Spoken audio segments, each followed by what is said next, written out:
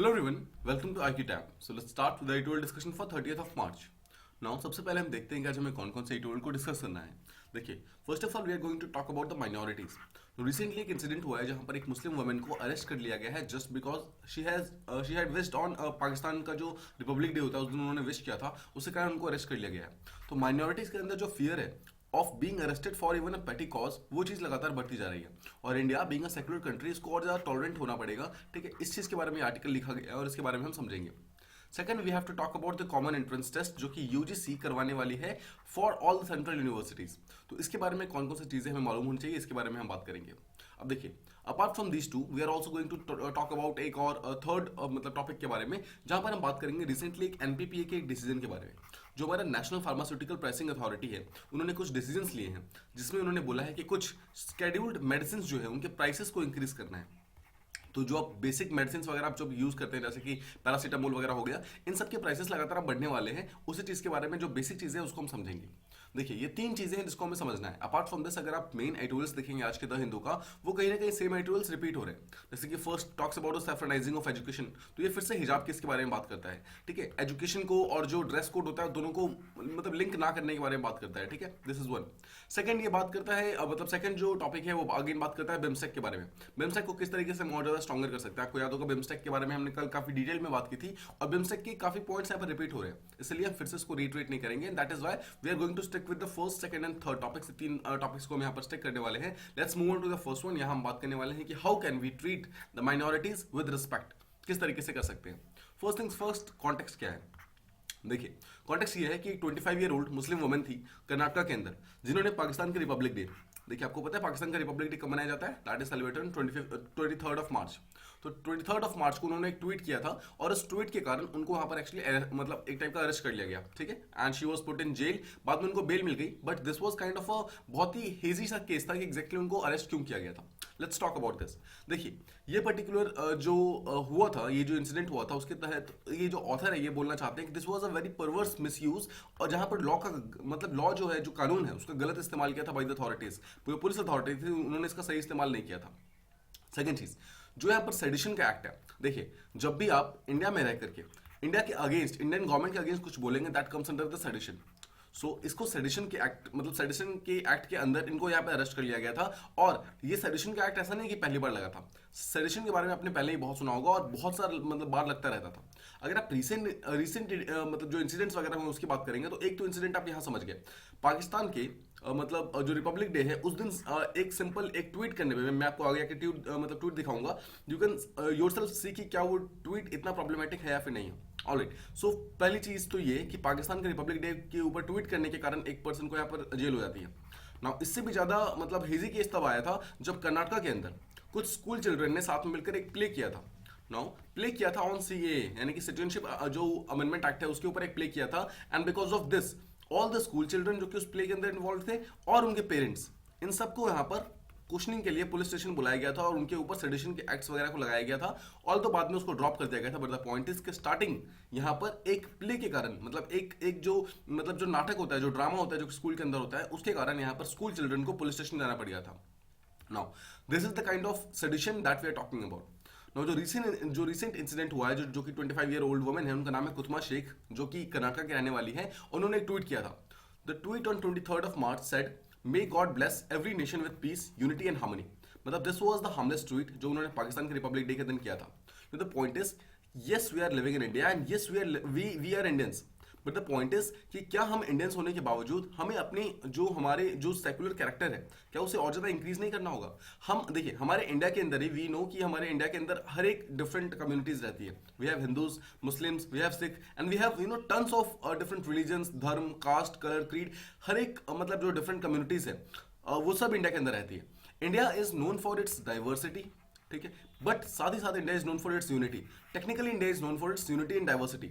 The point is कि अगर unity and diversity के लिए इंडिया अगर जाना जाता है तो हमें इस चीज को मेंटेन रखना होगा, राइट. और हम 99% टाइम जो मतलब इसको मेंटेन रखते भी हैं.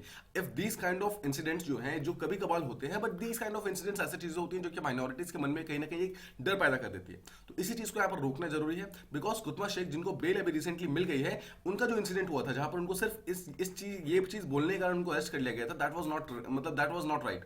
राइट, जो जो एडमिनिस्ट्रेशन था, मतलब जो पुलिस जो अथॉरिटीज वगैरह थी जिन्होंने इस चीज के ऊपर यहाँ पर मतलब एक्ट किया था, they were actually acting against on the behalf of a local Hindu activist जिन्होंने इसके अगेंस्ट कंप्लेन फाइल की थी। मतलब इस पर्टिकुलर ट्वीट के अगेंस्ट में एक लोकल हिंदू एक्टिविस्ट ने कंप्लेन फाइल की कि शी यानी कि कुतमा Sheikh is trying to promote enmity, मतलब दुश्मनी पैदा करने की कोशिश कर रही है अमंग डिफरेंट कम्युनिटीज, बिकॉज वो बोल रही है कि may God bless every nation with piece unity and harmony, इसलिए उनको अरेस्ट कर लो। एंड पुलिस जो कि मतलब इन सब चीजों में बहुत ज्यादा फास्ट एक्ट नहीं करती है, यहां पर उन्होंने इतना फास्ट एक्ट किया और बहुत जल्दी एनमिटी प्रमोट करने के जुर्म में उनको यहां पर वो कर दिया, जेल कर दिया। ठीक है, तो ध्यान से देखिए, यहां पर सेक्शन 153A है, this talks about sedition act, and we have section 505 clause 2 of IPC, ये टॉक करता है यहां पर promoting enmity between two different groups. इन दोनों ही सेक्शंस के अगेंस्ट उनको यहां पर अरेस्ट किया गया था, बट द पॉइंट इज कि क्या वो अरेस्ट सही था? सोचिए, जो डिस्ट्रिक्ट पुलिस थी जिन्होंने मतलब जिन्होंने अरेस्ट किया था उनको, उसके बाद उनका स्टेटमेंट ये था कि जो अरेस्ट इसलिए किया गया था ताकि पीस और ऑर्डर को यहाँ पर मेंटेन किया जा सके। मतलब पॉइंट इज कि क्या यहाँ पर एक पर्टिकुलर सिंगल स्टेटमेंट क्या वो सेडिशन को का जो लॉ जो है उसको इन्वोक करता है? सेडिशन का लॉ इसलिए लाया गया है ताकि जो सेंट्रल गवर्नमेंट है, जो स्टेट गवर्नमेंट है, इन सब के अगेंस्ट कोई इलविल्स ना हो, मतलब कि कोई इनके अगेंस्ट मतलब कुछ गलत मतलब मैसेजेस वगैरह ना जाए। कोई भी ऐसा ना हो कि सेंट्रल की जो पावर है उनको चैलेंज करना स्टार्ट कर दे, स्टेट गवर्नमेंट की पावर को चैलेंज करना स्टार्ट कर दे, वो ना हो। Because we as a people हमने खुद डिसाइड किया है कि जो हम हैं, सिटीजन्स हैं, हमें कंट्रोल करने के लिए हमारे ऊपर एक स्टेट होगा। स्टेट मीन्स गवर्नमेंट, ठीक है, हमारे ऊपर एक गवर्नमेंट होगा। ये चीज हमने खुद डिसाइड किया। जो हमने अपना कॉन्स्टिट्यूशन बनाया, कॉन्स्टिट्यूशन के फर्स्ट वर्ड्स क्या है? We the people of India.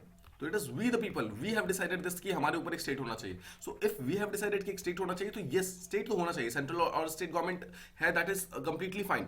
Now they are there for a reason. उनका मेन काम ये है कि लॉ एंड ऑर्डर को बनाना है, ठीक है, उसको अपलिफ्ट करना है, उसको इंप्लीमेंट करना है, ये उनका मेन काम है। द पॉइंट इज कि अगर वो लोग अपना काम सही से नहीं करेंगे, उनके अगेंस्ट आवाज उठाना, दैट इज मतलब दैट इज टोटली फाइन, और उसे कहते हैं कंस्ट्रक्टिव क्रिटिसिज्म। किसी चीज को, किसी भी गवर्नमेंट को कंस्ट्रक्टिवली क्रिटिसाइज करना ताकि वो लोग अपने कामों में बेटर हो सके, बेहतर हो सके, उसे कहते हैं कंस्ट्रक्टिवली क्रिटिसाइज करना। बट ये चीज, हर एक चीज यहाँ पर सेडिशन के लॉ में नहीं जा सकती। यहाँ तक कि सुप्रीम कोर्ट ने भी डिफरेंट इंसिडेंट्स के अंदर ये बोला हुआ है कि जो पीपल है उनके पास राइट टू स्पीच भी है, राइट टू एक्सप्रेशन भी है, राइट टू फ्री स्पीच भी है एक्चुअली। मतलब वो जो चाहे वो बोल सकते हैं। Yes, that can not amount to disrespect to any central government या फिर स्टेट गवर्नमेंट या फिर किसी पर्सन के अगेंस्ट डिसरिस्पेक्ट हम नहीं कर सकते, बट हम जो चाहे वो बोल सकते हैं। Now wishing a particular thing, या फिर सिंपली अगर आप ध्यान से देखिए, उसके अंदर पाकिस्तान का नाम भी मेंशन नहीं था। शी हैड सिंपली मेंशन्ड कि every nation should have piece, harmony and all, ये सब राइट, उन्होंने ये मेंशन किया था। डोंट यू थिंक कि हम यूएन सिक्योरिटी काउंसिल के अंदर भी तो यही बोलते हैं कि हर एक नेशन के अंदर पीस और सिक्योरिटी होनी चाहिए। हम अपने किसी भी जैसे हम कोई भी जब त्योहार मनाते हैं तो उसमें भी तो हम यही बोलते हैं कि वर्ल्ड पीस होना चाहिए। हम कोई भी यहाँ पर रीजनल अफेयर्स करते हैं, वहां पर भी हम यही बोलते हैं कि वर्ल्ड पीस होना चाहिए। The point is the same thing was said, but just it was said by एक टाइप का माइनॉरिटी ग्रुप के द्वारा इसको बोला गया था, इसलिए उनको यहाँ पर अरेस्ट कर लिया गया। Now, this is a big problem and this should be avoided in a country like India that is in a secular in character. Secular होने के कारण इंडिया की सबसे अच्छी चीज ये है कि इंडिया किसी एक कम्युनिटी के ऊपर नहीं आती। मतलब ऐसा नहीं है कि सिर्फ हिंदुइज्म और मतलब इंडिया के ऊपर पूरी तरीके से चलती है।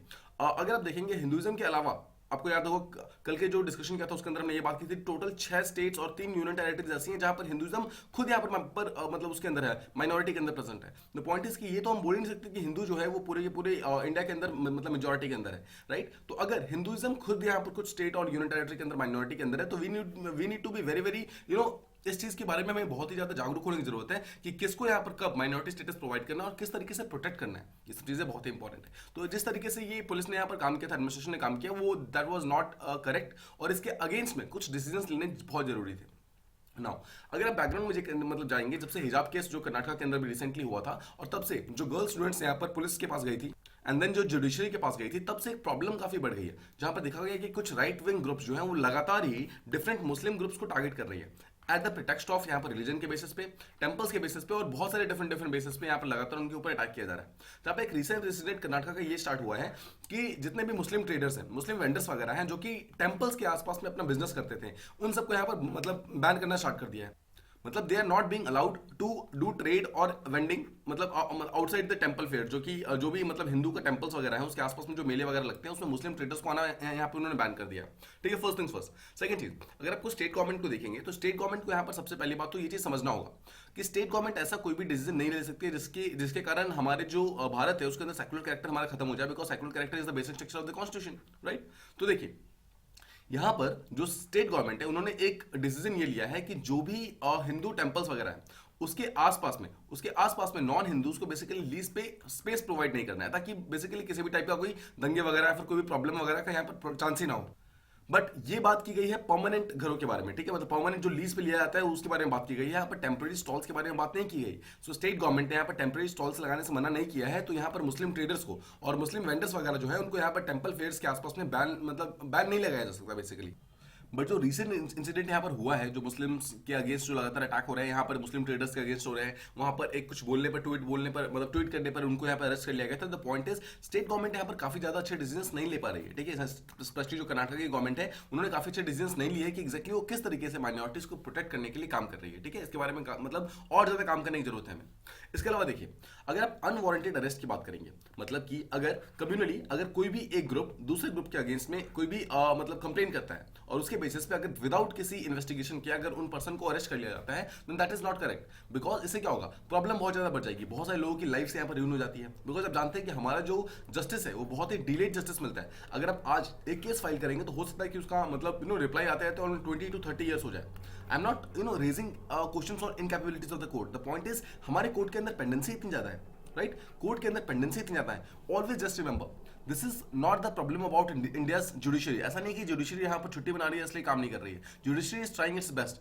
जुडिशरी ने यहाँ पर बहुत सारे डिफरेंट एफर्ट्स लगाए हुए हैं, ठीक है, कि जिसके थ्रू हम किस तरीके से पेंडेंसी ऑफ द कोर्ट को रिड्यूस कर सकते हैं। बट द पॉइंट इज कि over the last 60 to 70 years हमारे यहाँ की पेंडेंसी इतनी ज्यादा इंक्रीज हो गई है, केसेस की पेंडेंसी, कि बैकलॉग को कंप्लीट करते करते जो आज के केसेस हैं वो कहीं ना कहीं बैकलॉग बनते जा रहे हैं, ठीक है, यानी कि जो पिछले 50 साल पहले वाले केस है वो आज तक कंप्लीट नहीं हुए, उसके कारण उनको कंप्लीट करते करते उनको मतलब उनकी जो फाइनल रिजल्ट वो सब देते देते जजमेंट देते देते जो आज के केसेस है उनको 10 से 20 साल हो जाते हैं। मतलब this is the biggest problem जो राइट नाउ इंडिया के अंदर हो रहा है, ठीक है, उसके कारण प्रॉब्लम बहुत ज्यादा बढ़ रही है। सो अगर एक पर्टिकुलर पर्सन को यहाँ पर अरेस्ट किया जाता है ना, तो उनके अगेंस्ट में कोई भी मतलब ना ही उसको यहाँ पर कोई भी हियरिंग मिलती है, हियरिंग नहीं मिलने के कारण वो कोर्ट में जा नहीं पाता है। अगर कोर्ट में जा नहीं पाता है तो अपने जस्टिस को वो इवोक नहीं कर पाता है, उसके कारण सबसे बड़ी प्रॉब्लम ये होती है कि वो मतलब उसको टाइम से जस्टिस नहीं मिलता है और उसकी लाइफ से यहाँ पर कहीं ना कहीं रूइन होनी स्टार्ट हो जाती है, राइट, इसके कारण प्रॉब्लम यहाँ पर काफी बढ़ जाती है। अब अगर आप यहाँ पर सेंट्रल गवर्नमेंट की बात करेंगे, सेंट्रल गवर्नमेंट ने अपना एक ग्लोबल इमेज बनाया है जहां पर उसने अपने आप को एक प्रोटेक्टिव मतलब एक टाइप का protector of the different religions के बारे में बात की है। अभी रिसेंटली आपको याद होगा इस्लामोफोबिया वाला कंसेप्ट, इस्लामोफोबिया को जब पाकिस्तान ने यहाँ पर इन्वोक किया था UN security council, UN general assembly के अंदर, इंडिया ने उसके अगेंस्ट में जाकर बोला था कि हमें रिलीजियोफोबिया को लेना चाहिए। इसका मतलब है इस्लामोफोबिया नहीं, रिलीजियोफोबिया। और यहाँ पर अगर आप सबसे इंपॉर्टेंट पॉइंट देखेंगे तो उसका इंपॉर्टेंट पॉइंट ये था कि इंडिया के अंदर ही इतने सारे डिफरेंट रिलीजन्स रहते हैं और सबके सब इतने पीसफुली रहते हैं, तो अगर इंडिया के अंदर पीसफुली रह सकते हैं तो बाकी स्टेट्स के अंदर क्यों नहीं, बाकी कंट्री के अंदर क्यों नहीं। तो इस चीज को हम यहाँ पर देख सकते हैं। भारत का जो ग्लोबल इमेज है अबाउट दीस थिंग्स वो बहुत ही स्ट्रांग है, बहुत ही अच्छा है। नो राइट नाउ अगर हमें इन सब छोटी छोटी जो क्रिटिसिज्म्स वगैरह हो रही हैं, जो छोटी छोटी प्रॉब्लम्स हो रही हैं, इन सब चीजों को रोकने की जरूरत है। जो सेंट्रल गवर्नमेंट हमारा उसको भी इक्वली कंसर्न होना होगा, जो स्टेट में क्या ग्लोबल अफेयर्स चल रहे हैं, क्या क्या प्रॉब्लमेटिक अफेयर्स चल रहे हैं, ह्यूमन राइट्स का वायलेशन हो रहा है, कोई अगर रिलीजन्स टॉलरेंस का कोई इशू आ रहा है, इन सब चीजों को अगर आप सामने लेकर आएंगे, सामने प्रॉब्लम्स को सॉल्व करेंगे, तभी जाकर ये प्रॉब्लम सॉल्व हो सकती है। बिकॉज ये ह्यूमन राइट्स का जो इशू है और जो यहाँ पर जो रिलीजन या फिर जो आप सिंपल वर्ड्स में देखिए जो भी कम्युनलिज्म वगैरह का जो कंसेप्ट है वो जो यहाँ पे प्रॉब्लम क्रिएट कर रहा है, वो सब प्रॉब्लम्स यहाँ पर एक्चुअली एक ऐसी कंट्री जो कि सेकुलर कंट्री है उसके अंदर ये बिल्कुल भी शोभा नहीं देती है, बिल्कुल भी अच्छी बात नहीं है, ठीक है। We need to take a stand against this. We are the future of the country, we are the youth of this country, so we need to take some decisions जिससे कि हमारा जो सेकुलरिज्म है, जो हमारा सेकुलर कैरेक्टर है, उसको और ज्यादा स्ट्रांग रखना होगा। Yes there has been indifferences in the past, but we need to ensure कि आगे जाकर हिंदू, मुस्लिम, सिख, क्रिश्चियंस, पारसीज, जैन्स, कोई भी कम्युनिटीज हो, उनके बीच में किसी भी टाइप का कोई भी मन मुटाव ना हो, किसी भी टाइप का कोई भी यहाँ पे प्रॉब्लम ना हो। देखिए एक चीज बिल्कुल सही है कि सेंट्रल गवर्नमेंट स्टेट गवर्नमेंट के लॉ एंड ऑर्डर के अंदर जाकर कोई भी चेंजेस नहीं कर सकती, बट एटलीस्ट सेंट्रल गवर्नमेंट जो स्टेट की पुलिस वगैरह है उनको रेस्ट्रेन कर सकती है। उनके पास जो भी मतलब जो एक्स्ट्रा पावर्स है to arrest people on these grounds, उन सबको हटा सकती है। केसेस लाइक सेडिशन का जो एक्ट्स है उन सबको और ज्यादा पिन पॉइंटेड बना सकती है, ताकि एग्जैक्टली किस पर्टिकुलर केस के अंदर सेडिशन यहाँ पर इन्वोक होगा वो चीजें यहाँ पर प्रॉपर्ली मेंशन होनी चाहिए, वो चीजें यहाँ पर प्रॉपर्ली डिफाइंड होनी चाहिए, तभी जाकर ये सारी प्रॉब्लम हम यहाँ पर सॉल्व कर सकते हैं, ठीक है। So this was the first article, I hope आपको चीज प्रॉपर्ली समझ आ गई। Now let's move on to the next one. Here we are going to talk about the centralising of the test. जितने भी हमारी यूनियन सेंट्रल यूनिवर्सिटीज हैं उनके अंदर कुछ सेंट्रलाइजिंग ऑफ टेस्ट के बारे में बात की जा रही है।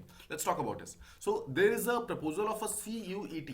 CUET का फुल फॉर्म है कॉमन यूनिवर्सिटी एंट्रेंस टेस्ट। इसमें ये बोला गया है कि जितने भी अंडर ग्रेजुएट प्रोग्राम्स हैं या फिर जितने भी ग्रेजुएट प्रोग्राम्स हैं, इन सब के लिए जितने भी सेंट्रल यूनिवर्सिटीज हैं उसमें एक कॉमन टेस्ट होना चाहिए, मतलब एक कॉमन एग्जाम होगा। उसी कॉमन एग्जाम के बेसिस पे आपको डिफरेंट कॉलेजेस में एडमिशन मिलेगी। This is just like JEE। जो आपने जेईई या फिर आईआईटी का जो एग्जामिनेशन दिया होगा उसके अंदर सेम ये जो कंसेप्ट पहले फॉलो होता था वही कंसेप्ट अभी फॉलो करने की बात की जा रही है, जहां पर बोला गया था कि देखिए जिस तरीके से जेईई में क्या होता है, एक कॉमन एंट्रेंस एग्जामिनेशन होता है, उसके बेसिस पर डिफरेंट आईआईटीज में यहाँ पर एडमिशन होता है और डिफरेंट एनआईटीज वगैरह में एडमिशन होता है। सेम चीज यहाँ पर बोला गया है कि एक single common university entrance test होगा, उसी के बेसिस पे जितने भी यहाँ पर डिफरेंट सेंट्रल यूनिवर्सिटीज हैं उन सबको एडमिशन मिलेगा फ्रॉम द मतलब जो अपकमिंग जो हमारा फाइनेंशियल ईयर है 2022-23 का जो भी एकेडमिक ईयर स्टार्ट हो रहा है उस पर्टिकुलर साल से स्टार्ट होने वाला है। तो ध्यान से सोचिए, अगर आपको ये चीज समझ आ रहा होगा तो this is actually influenced by national education policy. जो हमारा नेशनल एजुकेशन पॉलिसी जो रिसेंटली एनईपी जो हमारा आया है वो ये बात करता है कि there should be a common entrance examination जो कि नेशनल टेस्टिंग एजेंसी कंडक्ट करवाएगा। NTA will be a body formed और यही एनटीए जो है वो इस टाइप के एंट्रेंस एग्जामिनेशन को करवाएगा जिसके अंदर सारे के सारे undergraduate programmes, graduate programmes और फेलोशिप प्रोग्राम इन तीनों को इंक्लूड किया जाएगा। मतलब तीनों के लिए एक सिंगल एग्जामिनेशन होगा और तीनों में जो भी पर्सन उसको क्वालिफाई करेगा उनको आगे जाने का मौका मिलेगा। नाउ द क्वेश्चन कम्स कि क्या सेंट्रल टेस्ट क्या हमारे सेंट्रल यूनिवर्सिटीज के लिए पहली बार हो रहा है? No, this are not alien to us. Alien का मतलब होता है क्या हमारे लिए कोई नई चीज है? नो, हमारे लिए कोई नई चीज नहीं है, बिकॉज इससे पहले भी हमने ऑलरेडी ऐसा कर चुके हैं। बिकॉज इससे पहले भी more than a dozen central universities ने ऑलरेडी ऐसे एग्जाम्स वगैरह कंडक्ट करवाए हुए हैं। देखिए अभी right now there is examination called central university common entrance test CUCET। इसी के एग्जामिनेशन होता है और उसके स्कोर के बेसिस पे मोर देन 10 to 12 ऐसे सेंट्रल यूनिवर्सिटीज है जो कि इसी के स्कोर के बेसिस पे ऑलरेडी एडमिशन लेती है। सो ऐसा नहीं है कि कोई सेंट्रल टेस्ट कोई नया आइडिया है, दिस इज पुराना आइडिया है, उसी को एक रिफॉर्म्ड वे में लाने की कोशिश की जा रही है। नाउ इसको बेटर तरीके से प्रपोज करने के लिए मतलब एक बेटर तरीके से इंप्लीमेंट करने के लिए सबसे पहला डिसीजन ये लिया गया है कि जो कॉमन एंट्रेंस होगा ये 13 डिफरेंट लैंग्वेजेस में किया जाएगा। ये क्यों है इसका आप बेसिक मीनिंग समझ सकते हैं। ऑब्वियसली जो साउथ इंडियंस हैं specially those people who are not very fluent with Hindi and English, वो लोग अपने साउथ इंडियन के अंदर जो साउथ इंडियन जो उनकी रिस्पेक्टिव लैंग्वेजेस है उसके अंदर एग्जाम्स वगैरह दे सकते हैं। अपार्ट फ्रॉम दिस अगर कोई नॉर्थ ईस्टर्न स्टेट्स हैं, if they are not very fluent with Hindi and English या फिर किसी भी थर्ड लैंग्वेज के कारण, तो उनके लिए भी एक अलग सा लैंग्वेज वहां पर प्रॉपर्ली डिफाइन किया गया है। द पॉइंट इज कि टोटल 13 लैंग्वेजेस इसके अंदर डिफाइन किए गए हैं। इसके अलावा टोटल 54 सेंट्रल यूनिवर्सिटीज हमारे यहाँ पे राइट नाउ प्रेजेंट है। उस 54 में से 45 सेंट्रल यूनिवर्सिटीज के अंदर इस चीज को मैंडेटरी कर दिया गया है, जहां बोला गया है कि इस पर्टिकुलर टेस्ट को मैंडेटरीली कंडक्ट किया जाएगा और उसके थ्रू जो भी स्कोर्स आएंगे उसके हिसाब से आपको एडमिशन वगैरह दिए जाएंगे। ठीक है, अब देखिए इसके अलावा एक single national level test score बनेगा हर एक पर्सन का। मतलब जितने भी पर्सन इस CUET को देंगे उन सबका एक single national level test score बनेगा। उसी टेस्ट स्कोर के बेसिस पे डिफरेंट सेंट्रल यूनिवर्सिटीज के अंदर उनको एडमिशन मिलेगा। Now, once again, mind this thing कि ये सिर्फ और सिर्फ सेंट्रल यूनिवर्सिटीज के अंदर ही एडमिशन प्रोवाइड करेगा, इसके अलावा किसी भी प्राइवेट इंस्टीट्यूशन के अंदर ये चीज एडमिशन प्रोवाइड नहीं करेगा। नाउ इसका सबसे बड़ा फायदा क्या होगा?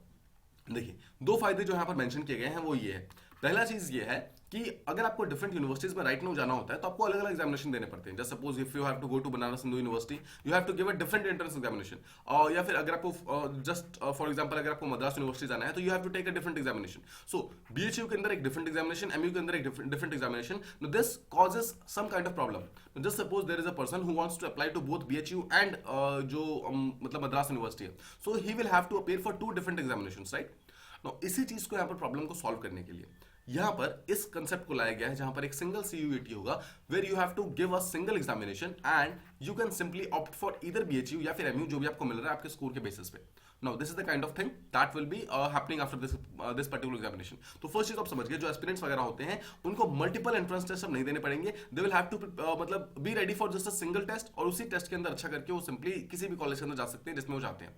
सेकंड चीज, अब फर्स्ट चीज ये हो गया। सेकंड चीज ये है कि अभी तक देखिए अगर आप अभी IIT का बात करेंगे या फिर JEE की बात करेंगे या फिर जो अभी जो central university common entrance test होता है उसके अंदर एक चीज जो कॉमन ये है कि उनमें 60% मार्क्स जो होते हैं वो उस टेस्ट के काउंट होते हैं। जो भी टेस्ट आप दे रहे हैं जैसे कि JEE है उसके काउंट होते हैं।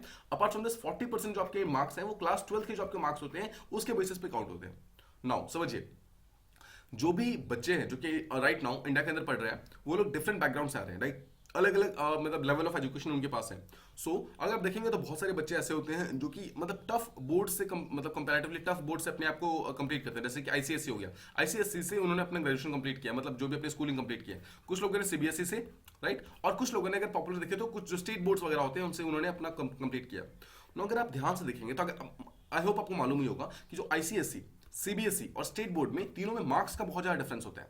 Now, comparatively, you will get less marks in ICSE उससे ज्यादा आपको सीबीएसई में मिलेगा, एंड कंपैरेटिवली आपको काफी ज्यादा हाई स्कोर मिलता है स्टेट बोर्ड्स के अंदर। मतलब दिस इज ए जनरल सा थिंग, ऐसा नहीं है कि हर एक जगह ऐसा ही होगा। आई एम सेइंग मतलब एक जनरल थीम के बारे में बता रहा हूँ मैं आपको। सो अगर इस तरीके से है, या फिर आप कुछ भी मान सकते हैं, जैसे सपोज कि स्टेट बोर्ड के अंदर कम मिलते हैं, आईसीएसई के अंदर ज्यादा मिलते हैं, कुछ भी मिलते हैं। द पॉइंट इज कि अगर कुछ भी मिल रहा है तो यहाँ पर देख रहे हैं आप तीनों यहाँ पर सेम यहाँ पर लेवल ऑफ पेडेस्टल पे नहीं है, तीनों यहाँ पर इक्वल नहीं है।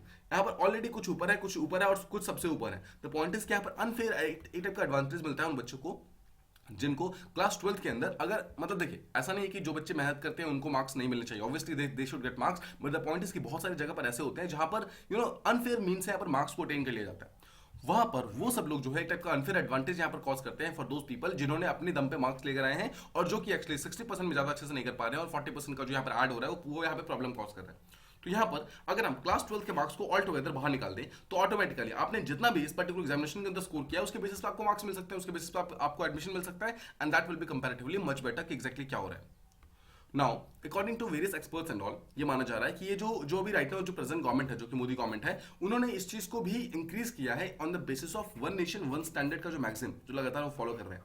आपने देखा होगा one nation one tax, one nation one जो रैलिक्स वगैरह है, वन नेशन वन टूरिज्म, इन सब चीजों को मतलब बेसिकली पूरे इंडिया को एक सिंगल फैक्टर के अंदर यूनाइट करने की जो कोशिश की जा रही है, उसी के अंदर एक और मेथड ये है कि वन नेशन वन स्टैंडर्ड की तरफ लेके जाने की कोशिश कर रहे हैं हमारे एजुकेशन जो हमारा सेक्टर वगैरह है, ताकि हर एक पर्सन अपने मेरिट को प्रॉपरली यहाँ पर शो कर सके। नाउ द क्वेश्चन कम्स कि क्या सेंट्रल यूनिवर्सिटीज को के अंदर जो एग्जामिनेशन वगैरह हो रही है उसका कंसेप्ट पहली बार आया है। नो 1984 में, इससे पहले Madhuri R Shah committee already आ चुकी थी जिन्होंने रिकमेंड किया था that there should be national merit examination, national level पे एक एग्जामिनेशन होना चाहिए, इसी के बेसिस पे डिफरेंट सेंट्रल यूनिवर्सिटीज वगैरह में यहाँ पर एडमिशन वगैरह मिलना चाहिए। ठीक है, बट यहाँ पर साथ में उन्होंने ये भी बोला था कि जो यूनियन ग्रांट्स कमीशन होगा, यानी कि जो यहाँ पर यूनिवर्सिटी ग्रांट्स कमीशन होगा, उनको ये बोला गया था कि जो भी एग्जिस्टिंग रिजर्वेशंस है जो कि हर एक इंडिविजुअल यूनिवर्सिटी के अंदर प्रेजेंट है, उसको डिस्टर्ब नहीं करना है, उसको एज इट इज रहने देना, उसके बेसिस पे उसके साइड में आपको डिफरेंट जो भी प्रोग्राम्स वगैरह आपको बनाने हैं। तो फिर समझिए यहाँ पर जो हमारा जो कॉमन आपका एंट्रेंस एग्जामिनेशन होगा, वो क्या आपको लगता है क्या वो पूरी तरीके से एक ऐसा मतलब मेरिट को सामने मतलब सामने लाके शो कर देगा कि मतलब हर एक बच्चे जिसने सीयूईटी का एग्जाम दिया है he will actually qualify? No, ऐसा नहीं। हर एक चीज के अंदर अपने प्रोज एंड कॉन्स होते हैं। तो जिस तरीके से हमने इससे कुछ फायदे देखे, तो अब इससे कुछ नुकसान देखते हैं। नाउ इसका सबसे बड़ा नुकसान ये है कि जैसा हमने देखा कि देखिए जो भी एग्जामिनेशन होंगे उस एग्जामिनेशन का सिलेबस एनसीईआरटी के सिलेबस पे होगा, जो कि सीबीएसई स्कूल्स के अंदर पढ़ाया जाता है। But what about those people जिन्होंने आईसीएसई बोर्ड से या फिर स्टेट बोर्ड से अपनी स्कूलिंग कंप्लीट की है, वो लोग फिर प्रॉपर्ली अपने आप को कैसे रेडी कर पाएंगे? बिकॉज उनके लिए एक न्यू टाइप की बुक्स को उनको दोबारा पढ़ना पड़ेगा और उसके बेसिस पे ही फिर वो जाकर अपने एग्जामिनेशन को दे सकते हैं। सो फर्स्ट चीज तो हो गया एजुकेशनल डिस्पैरिटीज, और सेकंड रीजनल डिस्पैरिटीज। जैसे सपोज अगर एनसीईआरटी सिलेबस की अगर बात करें, एनसीईआरटी बुक्स अगर जैसे सपोज नॉर्थ इंडिया के अंदर बहुत ज्यादा फेमस है, और अगर नॉर्थ ईस्ट इंडिया के अंदर फेमस नहीं है, तो नॉर्थ ईस्ट इंडिया के जो बच्चे हैं उनको 12th के बाद भी पूरा का पूरा एनसीईआरटी सिलेबस पढ़ना पड़ेगा, and only after that they can give this particular examination. तो ये कहीं ना कहीं शो करता है कि जो क्लास 12th के मार्क्स वगैरह होते हैं ना, एक क्वालिफिकेशन बेंचमार्क है। देखिए जो क्लास 12th के मार्क्स हैं जो कि अभी तक इसके अंदर ऐड होते हैं, वो क्वालिफिकेशन बेंचमार्क थे जो कि एक्चुअली इंश्योर करते हैं कि जो बच्चे वगैरह हैं वो क्लास 12th के ऊपर भी उतना ही ध्यान दें। मतलब ऐसा ना हो कि वो लोग अपने इस कॉमन एंट्रेंस एग्जामिनेशन के चक्कर में क्लास 12th को पूरी तरीके से इग्नोर करना स्टार्ट कर दे। तो इसी चीज के लिए यहाँ पर हमें क्लास 12th के मार्क्स को हटाना भी नहीं चाहिए। ये सब चीजें कॉन्स में बात करते हैं। ठीक है, अब देखिए अपार्ट फ्रॉम दिस, अभी कोविड-19 का सीजन चल रहा था, उसके कारण ऑलमोस्ट जो लर्निंग प्रोसेस थी पूरे एंटायर कंट्री के हर एक बच्चे की, वो कहीं ना कहीं डिस्टर्ब होनी स्टार्ट हो गई थी। उसके कारण जो हमारा राइट नाउ जो एडमिशन सीजन है, देखिए एडमिशन सीजन के जस्ट पहले अगर आप टेस्ट करवाएंगे तो क्या आपको लगता है कि बच्चे अभी मतलब इंस्टेंटली रेडी हो जाएंगे? हो सकता है कि कुछ बच्चे यहाँ पर रेडी हो, बट मेजोरिटी ये एक बहुत बड़ा चैलेंज हो सकता है बहुत सारे बच्चों के लिए। इसी चीज के लिए बहुत डिफरेंट स्टेट्स जैसे तमिलनाडु, मेघालय, अरुणाचल प्रदेश, इन सब ने कुछ अपने लेजिटिमेट कंसर्न्स वगैरह सामने रखे हैं और उन्होंने बोला है कि क्या नहीं होना चाहिए, फिर क्या होना चाहिए। इसके अलावा जो नॉर्थ ईस्टर्न स्टेट्स है उन्होंने भी ये बोला है कि ऐसे बच्चे जो कि उनके स्टेट के डोमिसाइल के हैं, जिनके पास प्रॉपर एनसीईआरटी का कवरेज नहीं है, उनके पास प्रॉपर एनसीईआरटी की बुक्स नहीं है, उनके पास प्रॉपर अपॉर्चुनिटीज वगैरह नहीं है, क्या उनको एडमिशन मिल सकता है डिफरेंट यूनिवर्सिटीज वगैरह में, स्पेशली सेंट्रल यूनिवर्सिटीज में? ऐसा ना हो कि जस्ट बिकॉज वो एक पर्टिकुलर स्टेट के हैं, उनके पास रिसोर्सेस नहीं है, इसलिए उनको एक पर्टिकुलर जगह पर जाने का मतलब मौका ना मिले, उनके पास वो अपॉर्चुनिटी ना है, राइट? तो ये सब प्रॉब्लम हो सकती है। अपार्ट फ्रॉम दिस कुछ एक्सपर्ट्स वगैरह उनका ये भी कहना है कि जो भी कॉमन एंट्रेंस एग्जामिनेशन हो रहा है एक टाइप का प्रिकर्सर है। मतलब अभी right now around 45 different central universities के अंदर बोला गया है कि इस चीज को हम इंप्लीमेंट करेंगे। नाउ हो सकता है कि आगे जाकर पूरे के पूरे मतलब इंडिया के अंदर जितने भी different central plus private institution है सबके लिए कॉमन एंट्रेंस टेस्ट कर ले, राइट? हो सकता है, बिकॉज अभी right now university grants commission ने ये बोला हुआ है कि जितने भी इंस्टीट्यूशन है वो चाहे तो इस पर्टिकुलर चीज को फॉलो कर सकते हैं और अपने टेस्ट के स्कोर वगैरह को वो एडमिशन के लिए यूज कर सकते हैं। सो पॉइंट इज कि इन 45 इंस्टीट्यूशंस के अलावा बाकी जो प्राइवेट इंस्टीट्यूशंस और बाकी जो सेंट्रल यूनिवर्सिटीज जो बच गए, इन सबको भी बोला गया कि आप भी इस चीज को मतलब यूज कर सकते हो और आप भी इसके थ्रू अपने एडमिशन वगैरह को और ज्यादा इंक्रीज कर सकते हो। नाउ इसका एक और घाटा क्या होगा, इसका घाटा ये होगा कि अगर ये सोचिए कॉमन एंट्रेंस टेस्ट यहाँ पर स्टार्ट हो जाएगा तो कहीं ना कहीं जो कोचिंग इंडस्ट्री है उसको और ज्यादा बूस्ट मिल जाएगा, कोचिंग इंडस्ट्री और ज्यादा यहाँ पर आगे बढ़नी स्टार्ट हो जाएगी, जहां पर वो क्लास 6 से ही कोचिंग वगैरह करना स्टार्ट करवा देंगे। ऑल्दो राइट नाउ अगर आप कोचिंग को देखेंगे क्लास 6 वाली कोचिंग अभी भी होती है, बट वो क्लास 6 के लिए ही होती है। अगर आप देखेंगे तो बहुत सारे बच्चे ऐसे होंगे जो कि बचपन से ही नो इस कॉमन एंट्रेंस टेस्ट के बारे में पढ़ना स्टार्ट कर देंगे, उसके कारण जो कोचिंग इंडस्ट्री है वो और ज्यादा यहाँ पर बूम होना स्टार्ट हो जाएगा। और सबसे बड़ी प्रॉब्लम इसकी होती है कि जो हमारा एजुकेशन है जो ऑलरेडी प्राइवेटाइज होना स्टार्ट हो चुका है वो और ज्यादा प्राइवेटाइज होगा। इसके कारण जो हैव्स एंड हैव नॉट्स है, मतलब जो रिच है एंड जो पुअर है, दोनों के बीच का जो यहाँ पर डिस्पैरिटीज है, जो डिवाइड है वो और ज्यादा इंक्रीज होना स्टार्ट हो जाएगा। नाउ अब अगर हमें इस प्रॉब्लम को सॉल्व करना है तो सबसे पहले तो हमें ये करना होगा कि जो हमारा हायर लेवल एजुकेशन है उसको हमें और ज्यादा मतलब एक्सेसिबल बनाना होगा कि जो डिफरेंट लोग वगैरह हैं वो सब इसको एक्सेस कर पाए। सेकंड चीज, जो हमारा जेंडर गैप है, इकोनॉमिक गैप है, इन सबको हमें प्रॉब्लम सॉल्व करना होगा, हमें इन सब चीजों को ब्रिज करना होगा। थर्ड चीज, अगर हमें इन सारे प्रॉब्लम को सॉल्व करना है तो सिंगल एंट्रेंस टेस्ट को हम पूरी तरीके से एक सिंगल मतलब मेरिट की तरह डिसाइड ना करें और भी कुछ फैक्टर्स को आने दें, ताकि जो हायर एजुकेशन सिस्टम है हमारा वो प्रैग्मेटिक रहे, मतलब प्रैक्टिकल रहे। ऐसा ना हो कि हम सिर्फ सिर्फ एक कहीं ना कहीं एक ऐसे आइडियलिस्ट वर्ल्ड में चल रहे हैं जहां पर हमें पता है कि एक single entrance test problem cause कर सकता है और फिर हम 2 साल के बाद उसको चेंज कर रहे हो। अगर हम बार बार चेंज करेंगे तो जो स्टूडेंट्स वगैरह होते हैं, जो एजुकेशन सिस्टम होता है, उसको बहुत सारे चेंजेस से जाना पड़ता है, उसके कारण प्रॉब्लम काफी ज्यादा बढ़ जाती है। So we need to ensure कि हमारे पास इसके अंदर प्रॉपर प्रैक्टिबिलिटी हो, मतलब इसको इंश्योर करने से पहले हमें इसके अंदर और भी चीजें इंक्लूड करने की जरूरत है जिसके थ्रू इस सब चीजों को और ज्यादा प्रैक्टिकल बनाया जा सके, स्पेशली उन बच्चों के लिए जो कि एनसीईआरटी वगैरह को या फिर सीबीएसई बोर्ड को इन सबको एक्सेस नहीं कर पा रहे हैं या फिर उनको यहाँ पर प्रॉब्लम हो रही है। ठीक है, ये हमारा हो गया second article. Now let's move on to the next one. यहां हम बात करने वाले हैं द प्राइसेस ऑफ मेडिसिन, जिसको इंक्रीज करने के बारे में बात की जा रही है। फर्स्ट थिंग्स फर्स्ट, कॉन्टेक्स्ट क्या है? देखिए, जो कॉन्टेक्स्ट है that is about a body that is called as national pharmaceutical pricing authority. Just remember NPP. तो पहले मैं आपको एनपीपी के बारे में कुछ चीजें बताता हूँ। देखिए, एनपीपी जो है वो हमारे मेडिकल इंडस्ट्री, जो हमारा फार्मास्यूटिकल इंडस्ट्री है, उसका one of the important heads है। एनपीपी का मेन नेम अगर देखेंगे तो फार्मास्यूटिकल का प्राइसिंग अथॉरिटी है। इसका मतलब क्या है? जितने भी प्राइस वगैरह होते हैं उनको ये डिसाइड करता है। सो अगर ये प्राइस को डिसाइड करता है, इसका मतलब है उसको एक पर्टिकुलर इंटरवल के बाद बार बार मेडिसिन के प्राइसेस को देखना होता होगा। यस, सो उसको क्या होता है, इसको एनुअली हर साल मेडिसिन के प्राइसेस को यहाँ पर चेंज करना होता है, फिर चेक करना होता है कि प्राइसेस जो है इन्फ्लेशन की बेसिस पे या फिर जो कॉस्ट वगैरह जो लग रहा है उस मेडिसिन को बनाने के, उसके बेसिस पे सही है या फिर नहीं है। उन सबका काम को चेक करना एनपीपीए का मेन काम है। रिसेंटली 2021-22 का जो अभी राइट नाउ जो फाइनेंशियल ईयर चल रहा है उसके अंदर जो एनपीपीए का जो रिसेंटली बोर्ड मीटिंग हुई है उसके अंदर ये बोला गया है कि जो होलसेल प्राइस इंडेक्स है, मतलब जो फैक्ट्री लेवल प्राइस इंडेक्स है, उसके अंदर स्पेशली जो फार्मास्यूटिकल्स है उनके अंदर कुछ चेंजेस करने की जरूरत है। और that changes has been done to a tune of around 10.76%। मतलब this is the highest ever increase in pharmaceutical prices in the last 70-80 years और सो। जहां पर यह बोला गया है कि ऑलमोस्ट 800 जो स्केड्यूल्ड ड्रग्स और मेडिकल डिवाइसेस जो कि हमारे एसेंशियल मेडिसिन का पार्ट है, इन सब के प्राइसेस अचानक से इंक्रीज होने वाले हैं। Just remember this particular thing. Now if you are a person जो कि नॉर्मल मेडिसिन या फिर जो मेडिकल डिवाइसेस है, अगर आप इनको लेते हैं तो just be very very aware, because अगले कुछ दिनों के अंदर जो प्राइसेस हैं वो अचानक से मतलब स्टीप प्राइसेस यहाँ पर इंक्रीज होने वाले हैं। ठीक है, now let's talk about the background यहाँ पर कि क्या होता है। देखिए, हमने देखा कि जो एनपीएपी है उसका मेन काम यह है कि उसको प्राइसेस को इंक्रीज करना होता है, बट वो प्राइसेस अपने आप तो इंक्रीज कर नहीं सकता। एनपीपी जो प्राइसेस इंक्रीज करता है that is done on the basis of a report. ठीक है, उसके पास एक रिपोर्ट आती है और ये रिपोर्ट जो है, this report is submitted by office of economic adviser, जो कि department of promotion of industrial and industrial trade के अंदर काम करते हैं। Once again there is a person called office of economic adviser. Economic adviser जो होते हैं जो कि मिनिस्ट्री ऑफ कॉमर्स के अंदर काम करते हैं। देखिए, मिनिस्ट्री कौन से है? कॉमर्स का। मिनिस्ट्री ऑफ कॉमर्स के अंदर एक डिपार्टमेंट ऐसे कहते हैं डीपीआईआईटी। ठीक है, और उसके अंदर एक बॉडी ऐसे कहते हैं ऑफिस ऑफ इकोनॉमिक एडवाइजर। तो इसके बारे में बात कर रहे हैं, ऑफिस ऑफ इकोनॉमिक एडवाइजर के बारे में। जो ओई है वो हर साल क्या करता है, एक रिपोर्ट देता है और एक रिपोर्ट के अंदर वो लिख के देता है कि एक पर्टिकुलर मेडिसिन का, जैसे मान लीजिए कि उसका प्राइस अभी कितना है, फिर इन्फ्लेशन कितना है, उसके कॉस्ट कितना इंक्रीज हुए हैं, इसके बेसिस पे इसका अब प्राइस कितना होना चाहिए, मतलब इसका रिवाइज प्राइस कितना होना चाहिए, एक टाइप का सजेशन देता है। बट सजेशन ये बाइंडिंग नहीं है ऑब्वियसली एनपीपीए के ऊपर, उसको मानना है तो माने, नहीं मानना है तो नहीं माने, इस तरीके से काम करता है। सो आपने देखा जो ऑफिस ऑफ इकोनॉमिक एडवाइजर है वो यहाँ पर जो भी एनपीपीए है उसको एक रिपोर्ट देता है और उसके बेसिस पे एनपीपीए डिसाइड करती है। नाउ पिछले कुछ सालों में भी चेंजेस हुए हैं, but that has been at to a tune of 0 point something percent, 1%, मतलब इतना सिर्फ प्राइसेस इंक्रीज हुए हैं। बट इस साल जो एनपीपी उन्होंने डिसाइड किया कि ऑलमोस्ट 10.76% इतना प्राइस को हम अचानक से इंक्रीज करने वाले हैं। ठीक है, तो जस्ट रिमेंबर, आपको याद है कि हर साल ये प्राइसेस चेंज होते हैं। जस्ट रिमेंबर दिस थिंग कि the prices changed at a frequency of annual, मतलब एक एनुअल बेसिस पे प्राइसेस चेंज होते हैं and it is done by DPCO, जो ऑर्डर होता है, यानी कि ड्रग प्राइसेस कंट्रोल ऑर्डर 2013 के अंदर जो आया था, उसके बेसिस पे इस चीज को प्राइसेस को चेंज किया जाता है। नाउ ये जो डीपीसीओ एक्ट है उसके तहत कौन सी बॉडी को यहाँ पे प्राइसेस चेंज करने के बारे में परमिशन दी गई है, that permission has been given to NPPR की नेशनल फार्मास्यूटिकल प्राइसिंग अथॉरिटी। इसके पास पावर है कि जो प्राइस का सीलिंग है उसको डिसाइड कर सकता है। What is the meaning of ceiling? देखिए जैसे सपोज अगर आप कोई मेडिसिन देखेंगे, जिस मेडिसिन के ऊपर पीछे नाम वगैरह लिखा होता है, वहां पर अगर आप देखेंगे तो यहाँ पर एक एमआरपी लिखा होता है। एमआरपी का मतलब होता है कि मैक्सिमम कितने रुपए में ये दवाई बिक सकती है। That maximum price is called as the ceiling price. तो जितने भी एसेंशियल मेडिसिन है, जितने भी एसेंशियल मेडिकल डिवाइसेस हैं, उन सारे के सारे मेडिसिन एंड मेडिकल डिवाइसेस को के जो मैक्सिमम प्राइसेस है उसको फिक्स करना राइट नाउ एनपीपी का काम है। और जस्ट रिमेंबर कि राइट नाउ हमारे जितने भी नेशनल जितने भी एसेंशियल मेडिसिन है, देखिए राइट नाउ हमारे पास टोटल अराउंड 800 के आसपास में एसेंशियल मेडिसिन है और अराउंड 80 के आसपास में मेडिकल डिवाइसेस है। तो सब मिलाकर अराउंड 886 बनता है। 886 डिफरेंट मेडिकल डिवाइसेस और मेडिसिन के प्राइसेस को डिसाइड करना, that is the main thing of NPPA. ठीक है, अब देखिए ये चीज आप समझ गए कि जो ये WPI बेस्ड प्राइस चेंज है वो हर साल चेंज होता है। मतलब हर साल इसके प्राइसेस वगैरह उसको मॉडिफाई मतलब किया जाता है और उसके बेसिस पे कुछ न्यू प्राइसेस यहाँ पे डिसाइड किए जाते हैं।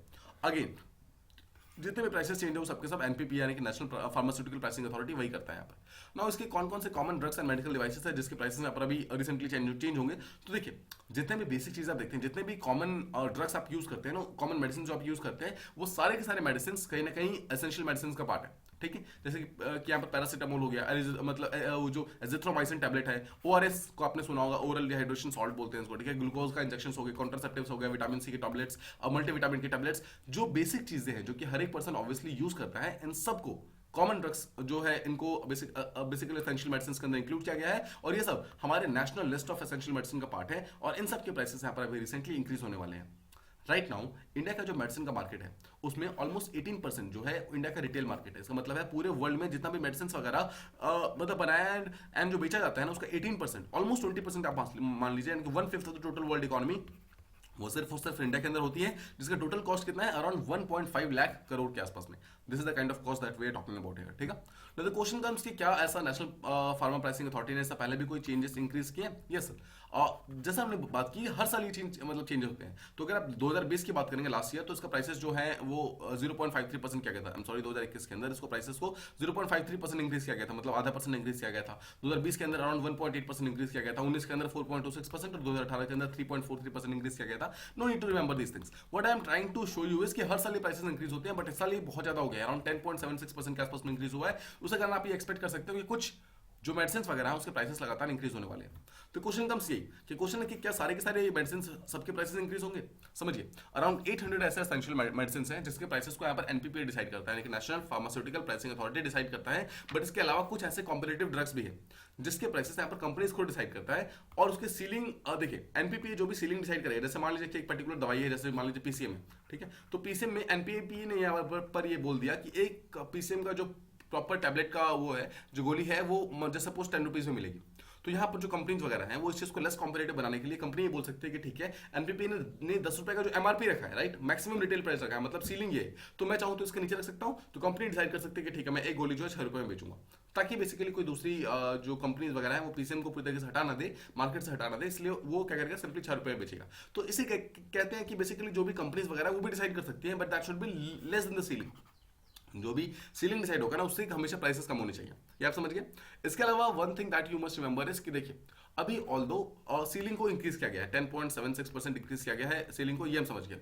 बट द पॉइंट इसका ये मतलब नहीं है कि सारे के सारे 800 मेडिसिन के यहाँ पे प्राइसेस इंक्रीज हो जाएंगे, ऐसा नहीं है। बट हाँ, majority of the essential list के जो मेडिसिन है हो सकता है कि उनके प्राइसेस यहाँ पर इंक्रीज होने स्टार्ट हो जाए। अब किसके प्राइसेस इंक्रीज नहीं होंगे?